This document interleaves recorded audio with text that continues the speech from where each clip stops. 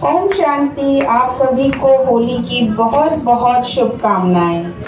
भक्त प्रहलाद की नगरी हरदोई में हम सब बड़े धूमधाम से होली का त्योहार मनाते हैं और कहा भी जाता है कि होली की शुरुआत भी यहीं से हुई। कहा जाता है कि यहाँ पर हिरण्यकश्यप का राज्य था, जो कि हरि अर्थात भगवान का विरोधी था। उसने अपने राज्य का नाम भी हरिद्रोही रखा था, जो कि आज हरदोई के नाम से जाना जाता है। आज श्रवण देवी का मंदिर, जो कि सांडी रोड पर है, वहाँ प्रहलाद कुंड की निशानी मौजूद है, जहाँ होलिका प्रहलाद को लेकर अग्नि कुंड में बैठी थी।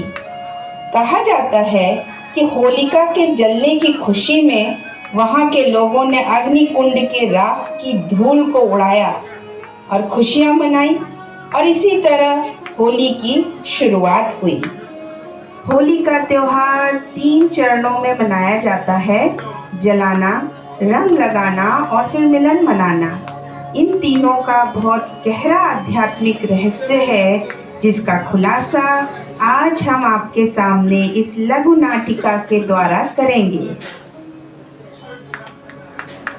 एक बार असुरों के राजा हिरण्यकश्यप ने बहुत घोर तप किया।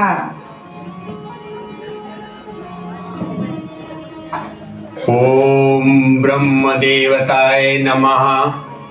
ओम ब्रह्म देवताय नमः। ओम ब्रह्म देवताय नमः। ओम ब्रह्म देवताय नमः। हिरण्यकश्यप, हम तुम्हारी तपस्या से प्रसन्न हुए। बताओ, तुम क्या चाहते हो?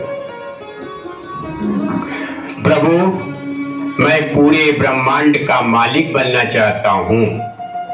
मैं चाहता हूँ कि मुझे कोई न मार सके, न नर न नारी, न असुर न देवता, पशु पक्षी, न आकाश में न पाताल में, न दिल में न रात में। तथास्तु।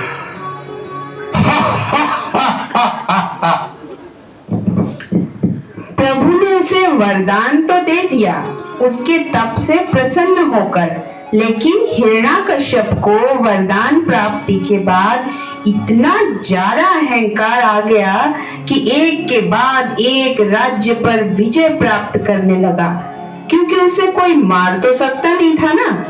तो यह अहंकार इतना सिर चढ़ गया कि वह अपने आप को भगवान मानने लगा और उसने चारों तरफ ऐलान करा दिया कि सब उसको ही भगवान माने और उसकी ही पूजा करे। सिपाही, चारों तरफ ऐलान करा दो कि सब मुझे ही भगवान माने, मेरी पूजा करें। जो ऐसा नहीं करेगा और किसी और की पूजा करेगा, उसे मृत्यु दंड दिया जाएगा। ये चरम सीमा है। आज के मनुष्य के पास भी जब पैसा, शोहरत और ताकत आ जाती है, तो उसकी भी तो सोच इसी तरह हो जाती है ना। अपने आसपास हम अपनी बुद्धि दौड़ाएं तो क्या हम ये नहीं पाते? यह अहंकार की चरम सीमा है।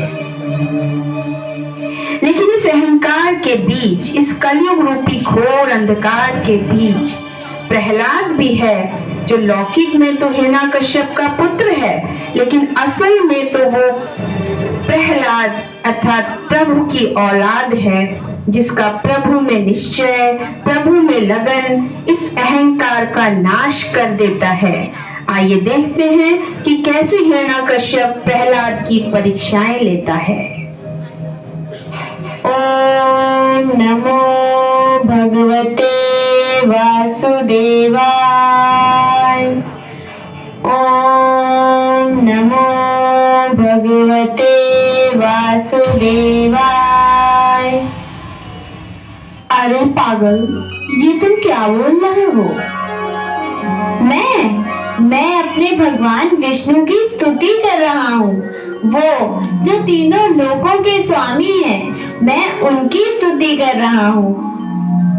अरे लेकिन क्या तुमको पता नहीं है, इस नगरी में तो राजा हिरण्यकश्यप को ही भगवान मानने का आदेश है। और ये तुम क्या कर रहे हो?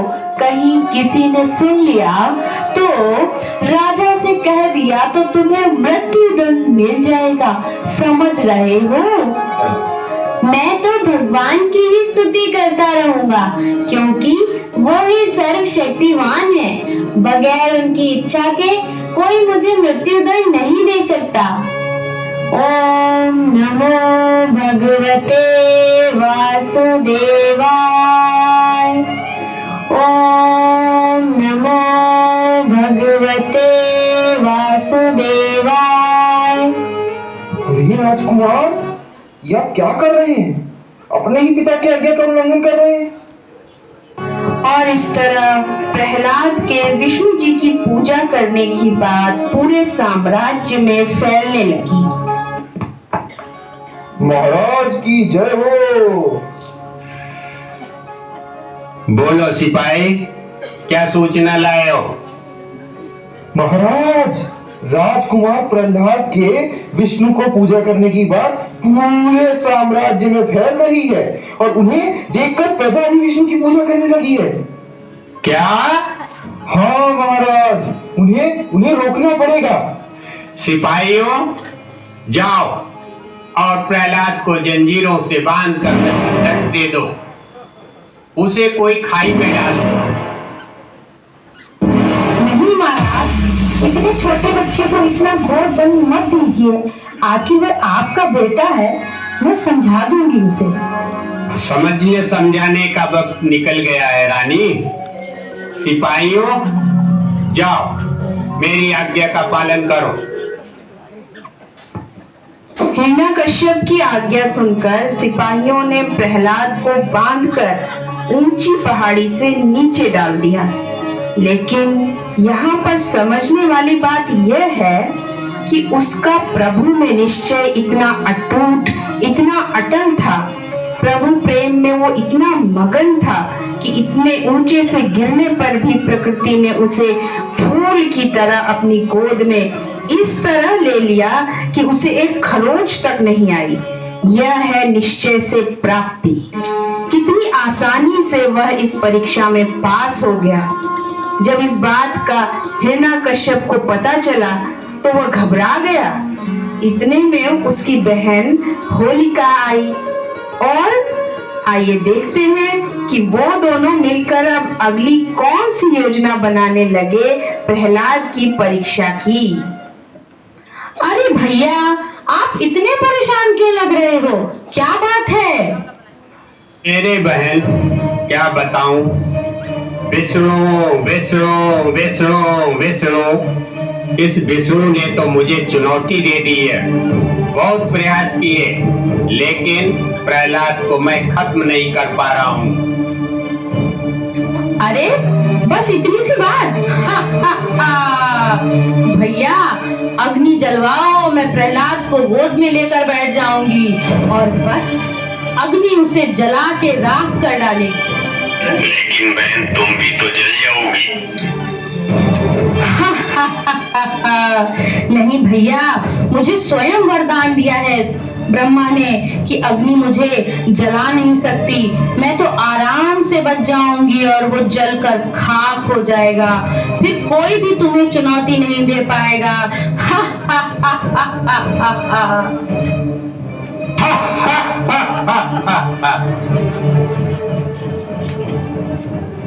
आओ बेटा, मैं आज तुम्हें गोद में लेती हूँ। बहुत दिन हो गए तुम मेरी गोद में नहीं आए। जी बुआ, आया। आओ बच्चे, आओ। ओम नमो भगवते वासुदेवाय। तुम्हें भय तो नहीं लग रहा है? कैसा है बुआ श्री? मुझे तो आनंद आ रहा है। जैसे जैसे लपटें मेरी ओर बढ़ रही है, मुझे विचित्र सी शीतलता का अनुभव हो रहा है। लग रहा है जैसे शीतल जल की लहरें मेरे शरीर को छू रही है।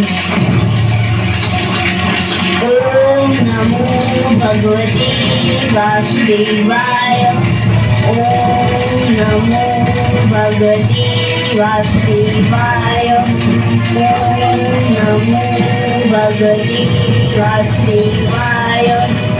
ओम नमो भगवते वासुदेवाय। ओम नमो भगवते वासुदेवाय। ओम नमो भगवते वासुदेवाय। ओम नमो भगवते वासुदेवाय। ओम नमो भगवते वासुदेवाय।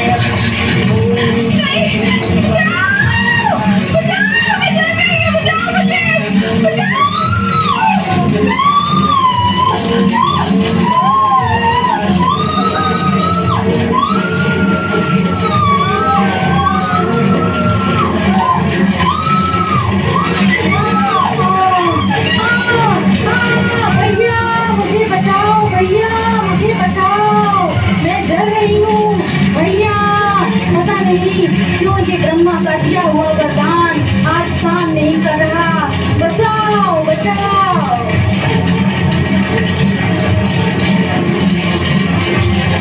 ब्रह्म देवता, आपका होलिका को दिया हुआ वरदान झूठा कैसे हो सकता है? मेरा दिया हुआ वरदान सत्य है। होलिका जल नहीं सकती जब वह अकेली हो, लेकिन इस समय उसके साथ प्रहलाद है। तो देखा आपने, भगवान हमें वरदान देते हैं अपना और विश्व का कल्याण करने के लिए, लेकिन जब हम वरदानों का इस्तेमाल अपने स्वार्थ के लिए देह अभिमान अहंकार में आकर करने लगते हैं तो वरदान काम नहीं करते। इसलिए होलिका को मिला हुआ वरदान काम नहीं किया, क्योंकि उसने देह अहंकार में आकर वरदान का इस्तेमाल भाई का स्वार्थ सफल करने के लिए किया और इस तरह होलिका दहन हुआ। अब होलिका दहन के बाद देह अहंकार में चूर हिरण्याकश्यप के भी अंत की बारी थी। आइए देखते हैं क्या हुआ। प्रहलाद, जी पिताजी। प्रहलाद, तुम कहते हो न कि सब जगह भगवान है, तो क्या इस खंबे में भी भगवान है? हाँ, क्यों नहीं।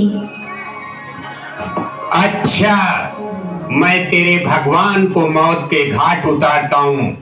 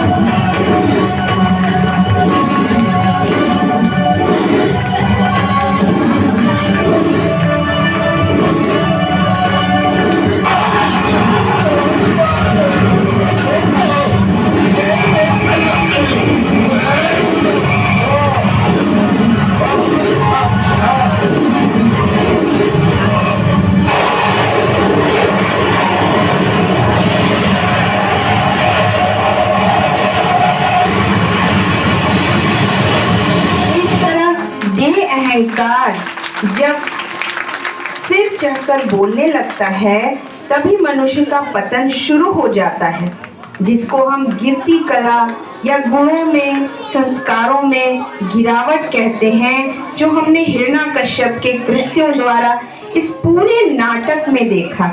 हमने देखा कि वो किस तरह अहंकार के वश होकर जब चरम सीमा तक पहुंच गया तो अपने ही कुसंस्कार, अपने ही विकर्मों के कारण विनाश को प्राप्त हुआ। हालांकि उसे वरदान प्राप्त था कि उसे न आकाश में, न पाताल में, न नर, न नारी, न पशु, न पक्षी, न दिन में, न रात में कोई भी मार नहीं सकता था। लेकिन उसके कर्म इतने गिरावट को प्राप्त कर चुके थे कि भगवान ने उसका भी तोड़ निकाल लिया। और उस समय न दिन था अर्थात न सतयुग था, न रात थी अर्थात न कलयुग। ये इस समय संगम युग की बात है, जब भगवान स्वयं धरती पर आकर हमें ज्ञान देकर पावन बनाते हैं और हिरण्यकश्यप जैसे अहंकार के नशे में लिप्त मनुष्यों का विनाश करते हैं।